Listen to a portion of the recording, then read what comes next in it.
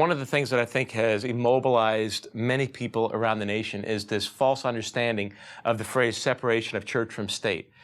The actual statement, separation of church and state, was written by Thomas Jefferson in a letter to someone else. It's actually nowhere in the United States Constitution, the Declaration of Independence, or the Bill of Rights, or in any of the laws of the United States of America. And that might be an eye-opening moment for you if you're listening right now, for many people to understand that separation from church and state is nowhere in any of the laws of the land. It actually was written to provide an understanding that the state or the government should keep out of the affairs of the church, not the other way around. In fact, when we look at history, what we actually see in history is that Christians and Christian leaders, pastors and Christian leaders, were heavily involved in the role of government. John Hancock, for example, calling for times of prayer and fasting and repentance. George Washington doing that as well. And not as the exception, but as the regular norm in the history of the United States of America. What we're seeing today is the tipping point, so to speak, where now we've turned a corner and the secularization of the United States of America is now being embraced as the new normal.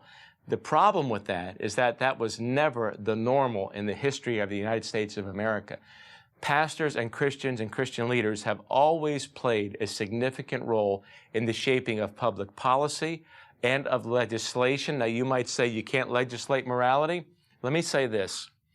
All legislation is an attempt to impose someone's morality on the masses. That's what legislation is by definition. It's simply a matter of whose morality is going to be imposed.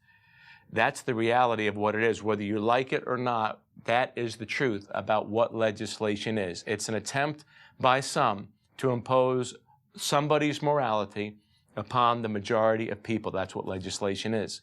So when we look at the history of the United States of America, the role of the pastor, the role of the Christian leader has been strategic and intertwined in the fabric of legislation and public policy from day one. What's happening today is completely unlike the history of the United States of America. So the understanding of separation of church from state is something that has been twisted today to mean something that historically it never meant. Actually, the history of the United States shows that there has never been a healthy separation of church from state when it comes to the way the United States was governed and the way legislation came about.